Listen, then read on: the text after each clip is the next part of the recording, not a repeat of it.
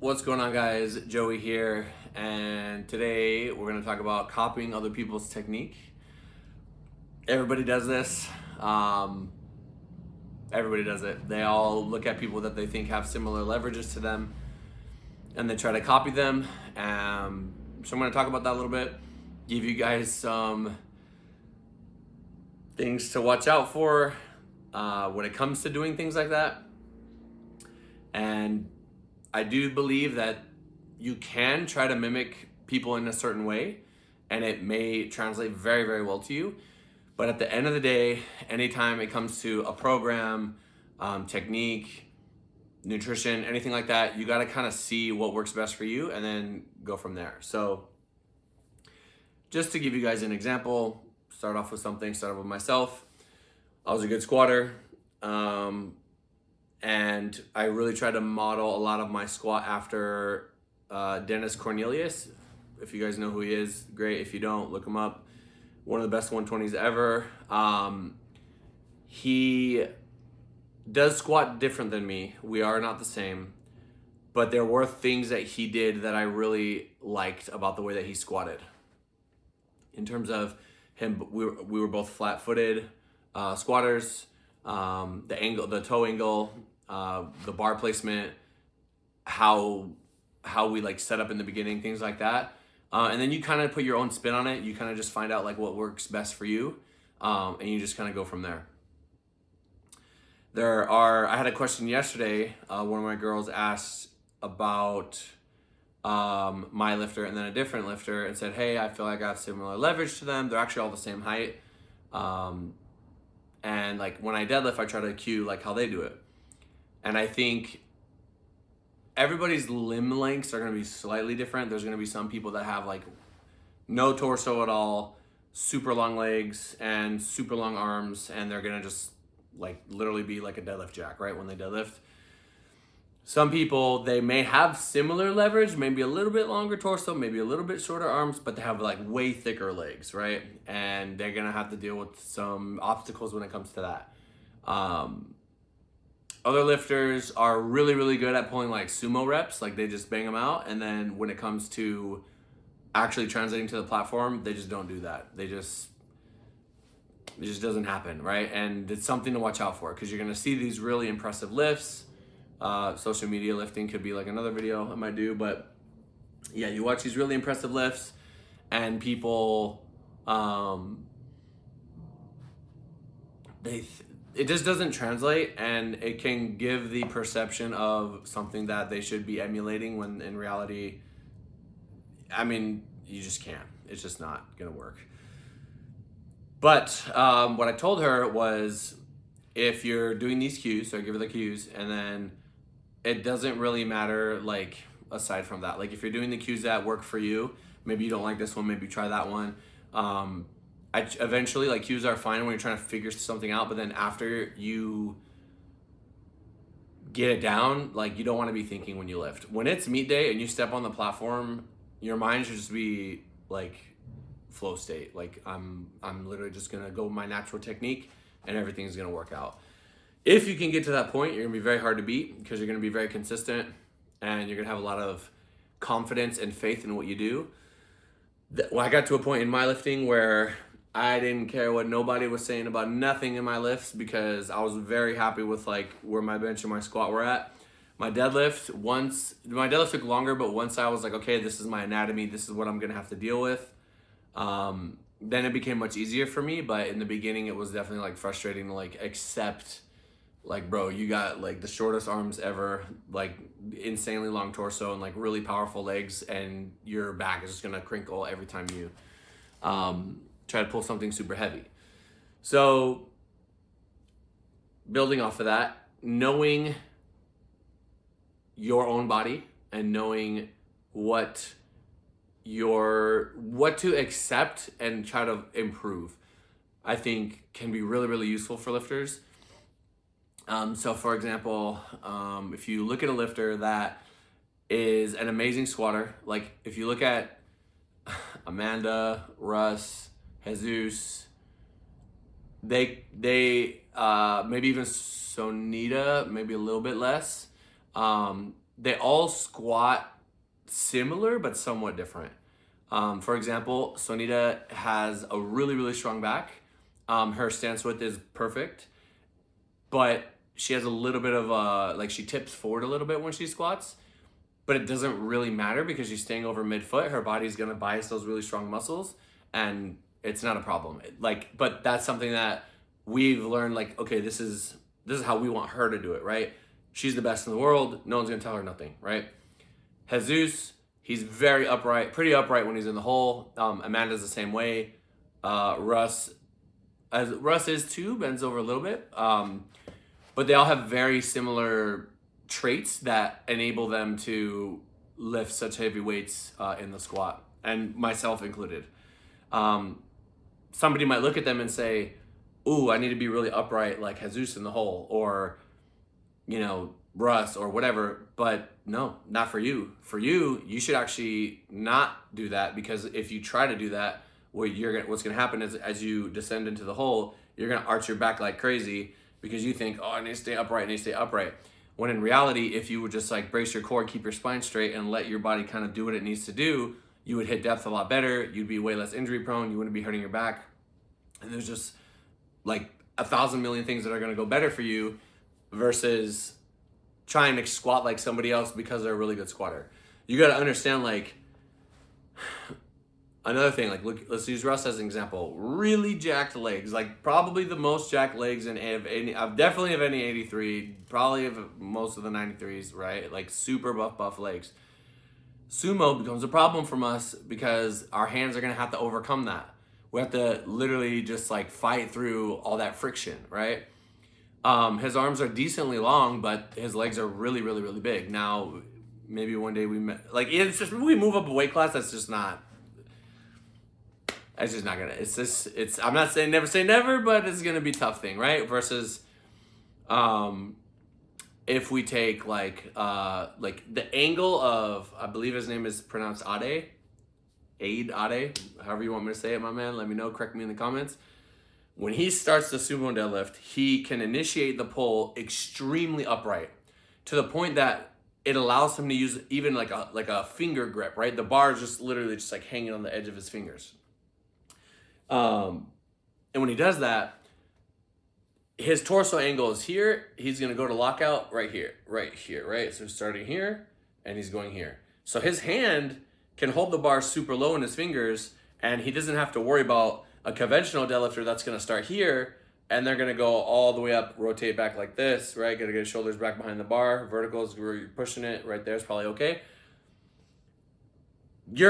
That grip that he uses, if you try to copy that, and you're someone who, even if you're doing sumo, it doesn't matter what you're doing. If you're using mixed grip, if you're starting out here, you have to rotate your shoulders up and all the way back. Unless you really like know how to position the bar in your hands, if you just try to copy him, I mean, you're gonna roll your shoulders back. That bar is gonna fall out of your fingers, right?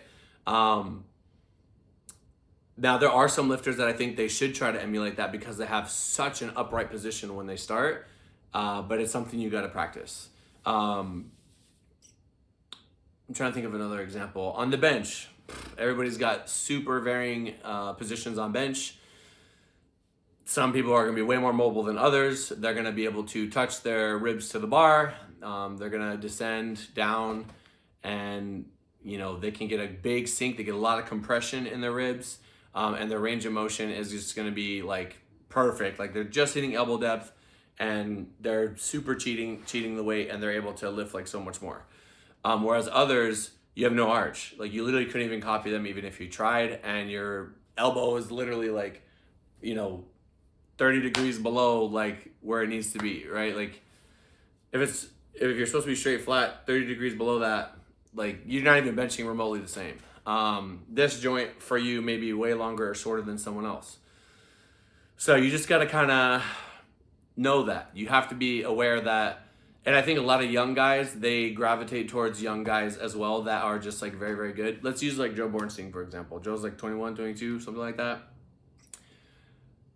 I've been doing powerlifting for 11 years. I've been around weights since I was 16, which is 5,000 years ago. And I can tell you right now, there's very few times, like it's less than 5 names that I can think of that have come out in the sport in the last 10 years that can just like at his level were like that good.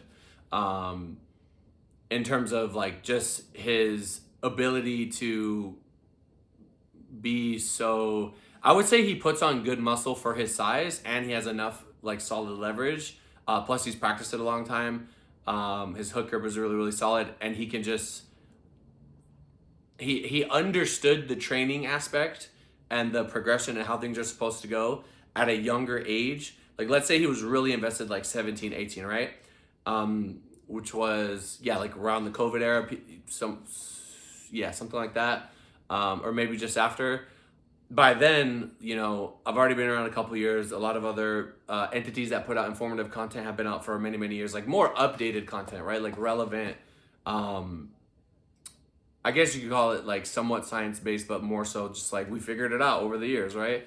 I was talking to Noriega not that long ago in 2016, that Arnold we did. I mean, there was a lot of things about that prep that we did together that it was like, it was just like, it was a lot. He was very durable and he was able to do it, but I do things like so different now. And it's just 8 years ago, things are different than, because you're supposed to always be getting better, right? Even recently, I've added some things to my training that has been giving huge results, which is crazy because we've had great results, but now we're getting like, I think it's really just been, you know, there's just things that you can do differently earlier on that I think Joe was able to figure out that allows him to be at this level at 21. Now where he tops, where he's gonna have to reach that phase where like you're kind of grinding for everything, we don't know. And I think we really started to see a surge in the last like year or two, where people started to get it right and figure it out. And that's why you see like this kind of like, okay, I've been like living in this range, but I'm gonna gap up to here. And now this is kind of where you should have been at all along, but you just weren't doing things like the right way. So, and it just comes from watching others. Now, I know we're talking about technique, but it kind of goes for everything. You might see somebody train one way, and you try to train that way. Example, Jesus squats once a week. Nobody squats more than him. Like no human in existence right now. You know what I mean? And maybe Ray, maybe on a good day, right? And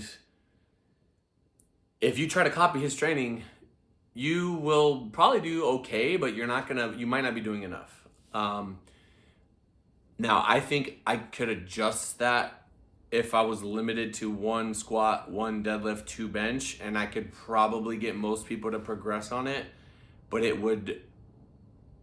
there's definitely some stat of a lifter, like a height, a weight, that it's just not going to be enough, right?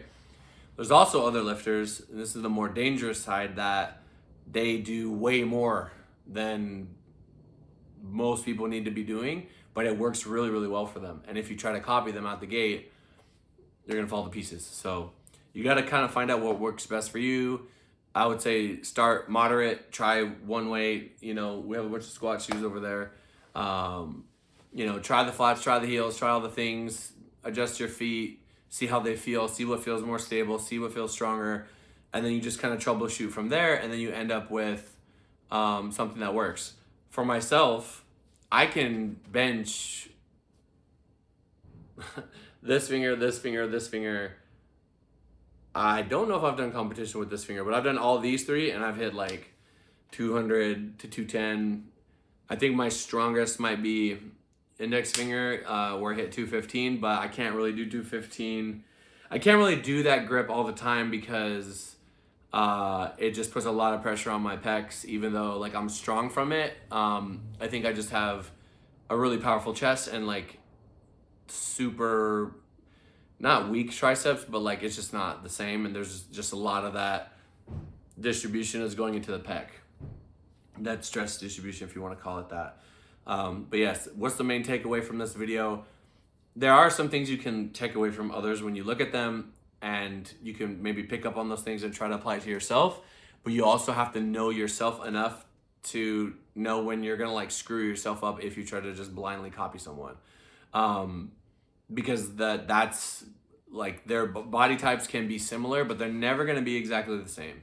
They're just not. Like even a couple centimeters difference, a couple inches different on the length of a limb is gonna change how the lift is. Also, like your your ability to build muscle, you can have all the good leverage in the world, but if your body just doesn't build muscle, I mean, it's just kind of out of luck there, right? It's almost like in bodybuilding where some people can try to achieve a certain look, but very few will get to like the guys at the top of like the, you know, certain echelons of bodybuilding, because it's a very like genetic thing. You can't really change where your biceps attach on your arm. You can't change how maybe you were very gifted to have like really, really capped shoulders. Like, you can train them all you want, but it's just sometimes it's just not gonna happen. And understanding that and then giving yourself the like, okay, like this is my body, this is how my body works. I just can't, you don't want to say can't, but like I'm not built that way, I'm built this way. They may not be able to do it how I do it. You guys have heard me say this before, my legs, really, really easy to build. Don't have to work too hard on them, they just grow. Same for my chest, back is pretty easy also, but my like shoulders, biceps, triceps are decent. Shoulders, triceps, they just don't, it's just like tough. Also calves, pretty natural. Calves, hamstrings, all that stuff. But yeah, that's pretty much that. Let me know if you guys have any videos or topics or whatever you want me to cover in the comments down below. I hope you guys appreciate, or like if you like these videos with me sitting on camera, I appreciate that. I'm gonna try to, I want to do at least 2 a week. Even three would be sick if I'm just, you know, the ideas are flowing, right? But we'll see what happens. Most of my video topics come up from me just interacting with my own lifters, and then I just take what we're dealing with and I'll be like, hey, that was a good answer, let me go ahead and put it out there. But yes, anyway guys, thank you so much. I'll see you guys in the next one. Peace.